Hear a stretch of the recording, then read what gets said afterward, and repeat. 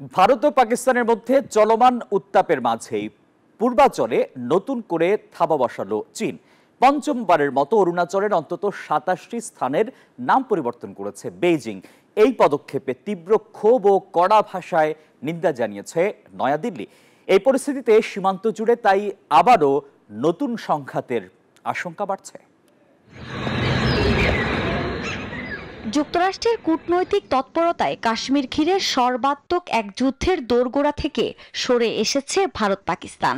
সংঘাত কমলেও কমেনি উত্তেজনা। এর মধ্যেই নতুন করে ভারতের পূর্বাঞ্চলের সীমান্ত জুড়ে বাড়ছে গভীর উদ্বেগ আর আসন্ন সংঘাতের কালো মেঘ। হিমালয় ঘেঁষা প্রদেশ অরুণাচলকে নিজেদের রাজ্য হিসেবে দাবি করে চীন। সেই দাবিকে আবারও সামনে নিয়ে অরুণাচল রাজ্যের বিভিন্ন এলাকার নিজেদের দেয়া নামের পঞ্চম তালিকা প্রকাশ করল চীন। তথ্য বলছে বেইজিং অন্তত ২৭টি স্থানের নাম পরিবর্তন করে তালিকা প্রকাশ করেছে।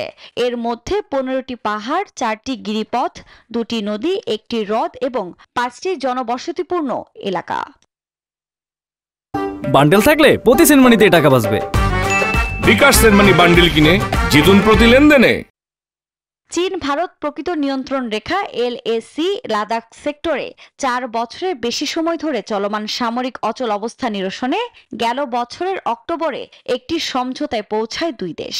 এর সমঝোতার পর চীনের এমন পদক্ষেপের তীব্র ক্ষোভ ও কড়া ভাষায় নিন্দা জানিয়েছে ভারত। বুধবার দেশটির বিদেশ মন্ত্রকের মুখপাত্র রণধীর জয়সওয়াল সামাজিক যোগাযোগ মাধ্যমে এক পোস্টে দাবি করেন, ভারতের অরুণাচল প্রদেশের স্থানগুলির নামকরণের মধ্য দিয়ে চীন নিরর্থক এবং অযৌক্তিক প্রচেষ্টা চালিয়ে যাচ্ছে।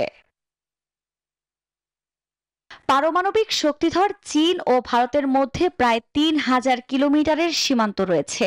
তবে এবারই প্রথম নয়। চীনের বেসামরিক সম্পর্ক বিষয়ক মন্ত্রণালয় ২০১৭ সালে অরুণাচলের ৬ এলাকার নাম পরিবর্তন করে তালিকা প্রকাশ করে। এরপর ২০২১ সালে ১৫ স্থানের নামকরণ করে দ্বিতীয় তালিকা প্রকাশ করে তারা। ২০২৩ সালে প্রকাশিত তালিকায় ছিল ১১টি স্থানের নাম এবং গেল বছর ৩০ স্থানের নাম পরিবর্তন করে বেইজিং। আফরিন মৌ, নিউজ 24।